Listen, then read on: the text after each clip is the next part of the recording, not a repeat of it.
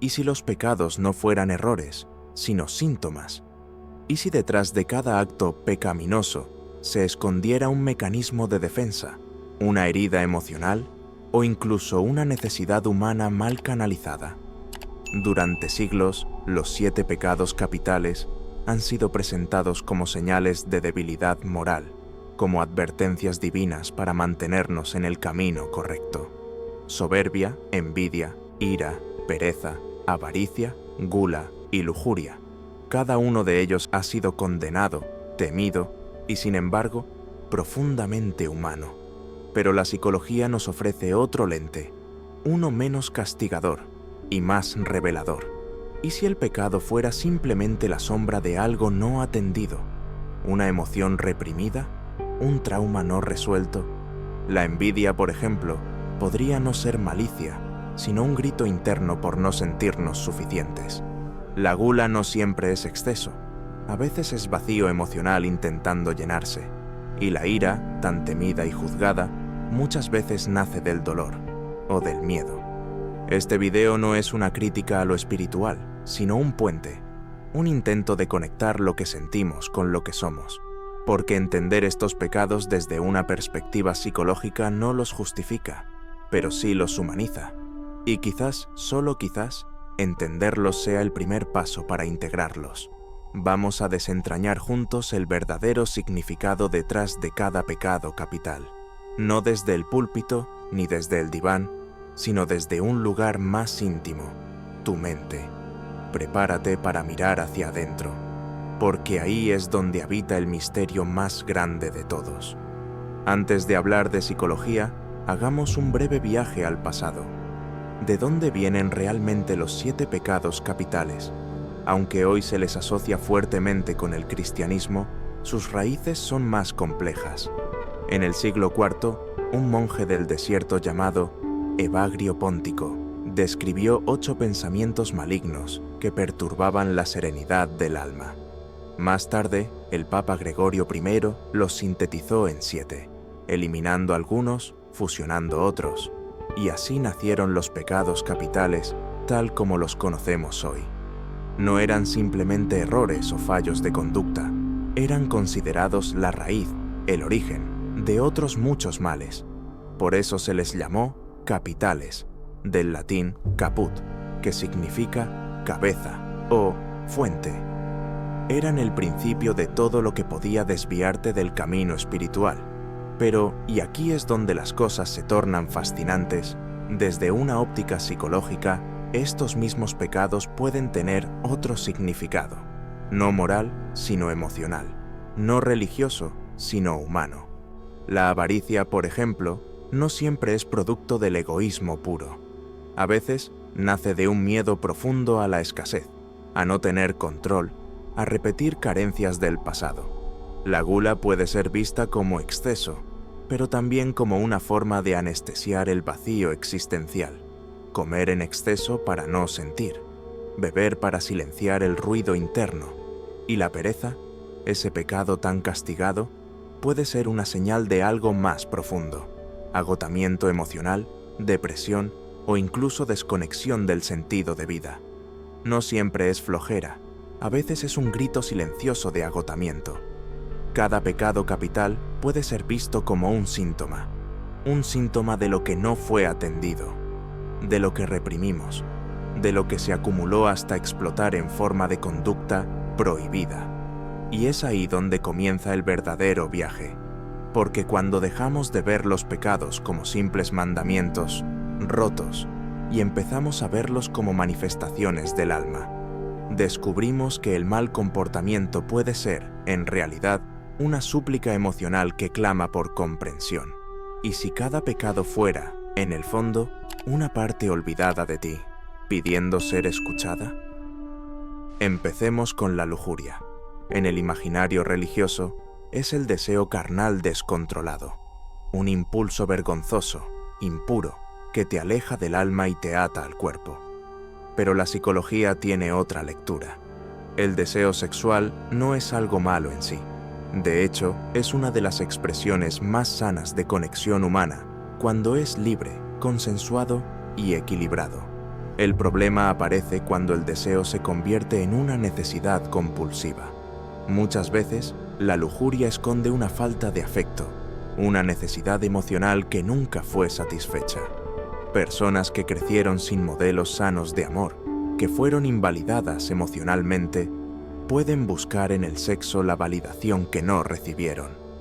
Es entonces cuando el deseo ya no nace del placer, sino de la carencia. Se transforma en un intento desesperado por sentirse visto, deseado, importante. Y cada encuentro, en lugar de calmar, deja aún más vacío. Seguimos con la gula.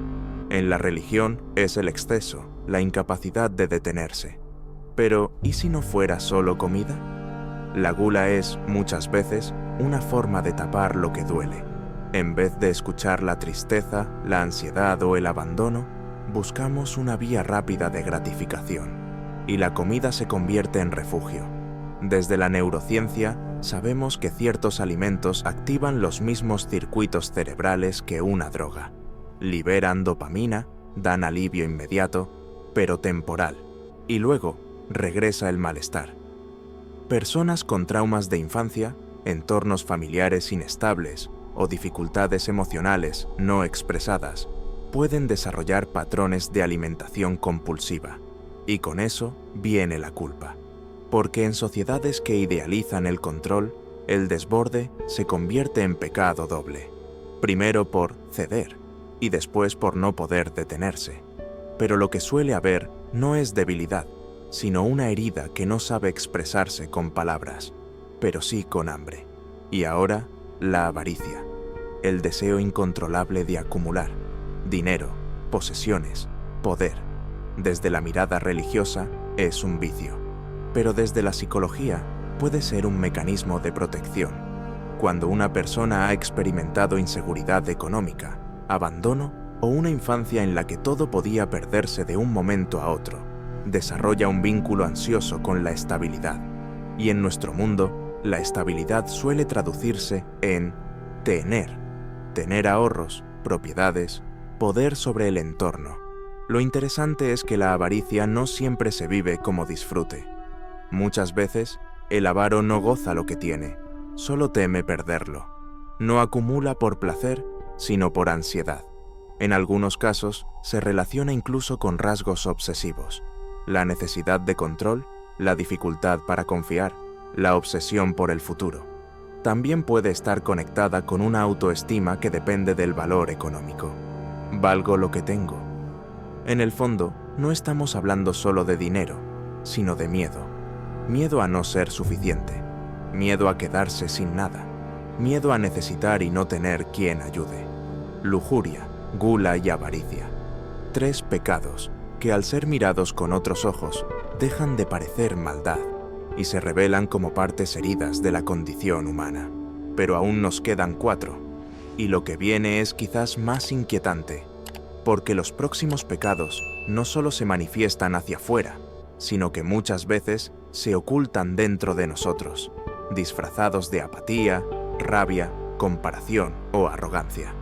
Y si lo que más juzgamos fuera lo que más tememos en nosotros mismos, empecemos con la pereza. ¿Es flojera? ¿Desinterés? ¿Un pecado de no hacer nada? Desde lo espiritual es dejar de actuar, evitar responsabilidades, perder el tiempo. Pero la psicología es más compasiva. La pereza muchas veces no es falta de voluntad, sino agotamiento mental. Personas con depresión, ansiedad o estrés crónico pueden experimentar una profunda desconexión con la acción, no por comodidad, sino por desesperanza. También puede surgir del perfeccionismo. Si no lo haré perfecto, mejor no lo hago. O del miedo al fracaso. La mente se paraliza no porque no quiera actuar, sino porque está agotada de pensar.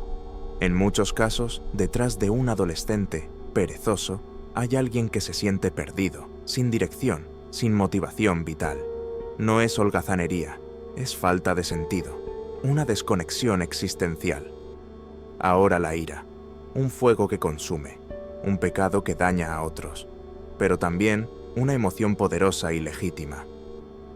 En psicología, la ira no es mala. Es una reacción ante la injusticia, el dolor o la impotencia. El problema es cómo se expresa. Muchas personas que explotan fácilmente vivieron experiencias donde no se les permitió expresar tristeza o miedo, así que transformaron esas emociones en rabia. La ira también puede ser una forma de proteger la vulnerabilidad. Si me enojo, nadie me ve débil, pero esa coraza termina por aislar. También está la ira reprimida, que no se grita pero se acumula, hasta que un día estalla. A veces en un grito, a veces en una enfermedad, porque el cuerpo también habla lo que el alma calla. Y ahí es donde este pecado se vuelve síntoma de algo mucho más profundo. Seguimos con la envidia, quizás el pecado más silencioso y el más humano. La envidia nace de la comparación, del deseo de tener lo que otro tiene o de ser lo que otro es. Pero en vez de castigarla, podemos escucharla. La envidia es un indicador de deseo no expresado, un espejo que muestra lo que anhelamos, pero que quizás no nos atrevemos a perseguir. Desde la psicología positiva, la envidia puede transformarse en inspiración. En lugar de sentir culpa por envidiar, podemos preguntarnos, ¿qué me está mostrando esto sobre mí? A veces, admiramos disfrazado de resentimiento, y cuando entendemos eso, podemos transformar ese juicio en guía. Y por último, la soberbia, un pecado complejo. La religión lo condena como arrogancia, como ego inflado. Pero la psicología lo analiza desde otro ángulo. Existe la soberbia destructiva, el que no permite pedir ayuda, el que necesita tener siempre la razón, el que se alimenta de sentirse superior. Pero también hay una soberbia sana, el que surge de conocer tu valor. El problema es cuando la soberbia se convierte en un muro, cuando protege tanto que impide la conexión. Muchos que aparentan soberbia excesiva, en realidad, esconden una autoestima frágil, y su armadura es el ego. No quieren ser heridos, no quieren ser vistos en su vulnerabilidad, y ese miedo también es profundamente humano. Quizá, después de todo esto, los 7 pecados capitales no sean solo mandatos religiosos, sino mapas emocionales. Cada uno de ellos revela un fragmento de nuestra sombra, esa parte de nosotros que no queremos ver, que negamos, pero que grita por ser reconocida. La lujuria puede ser una necesidad de afecto, la gula, un intento de calmar un vacío emocional, la avaricia, miedo a perder el control, la pereza, una señal de desconexión con el propósito, la ira, una coraza ante el dolor, la envidia, un deseo reprimido, y el orgullo, el escudo de una autoestima rota. ¿Y si en lugar de reprimirlos, los escucháramos? ¿Y si cada pecado fuera una pista para entendernos mejor? La psicología no niega que estos comportamientos pueden dañar, pero también nos recuerda que antes de ser actos, son síntomas, y que detrás de cada síntoma hay una historia. Creyentes o no, todos cargamos con contradicciones, con partes nuestras que luchan, que hieren, que se esconden, pero también con una capacidad inmensa de observarnos, transformarnos y sanar. No se trata de justificar el daño que podemos causar desde estas emociones, pero sí de comprender qué lo genera, porque solo desde la comprensión aparece la posibilidad real de cambio. Y quizá ese sea el verdadero camino de redención. No el miedo al castigo, sino el acto de mirarnos con honestidad. Si esto te removió algo dentro, dale like, comparte y suscríbete. Si el número 7 ya te está dando vueltas en la cabeza, es normal. Este número esconde muchos secretos. Te recomiendo ver este otro video que te dejo a la derecha. 7 cosas que podemos recordar. ¿Por qué a veces lo que nuestra mente guarda dice mucho más de lo que imaginamos?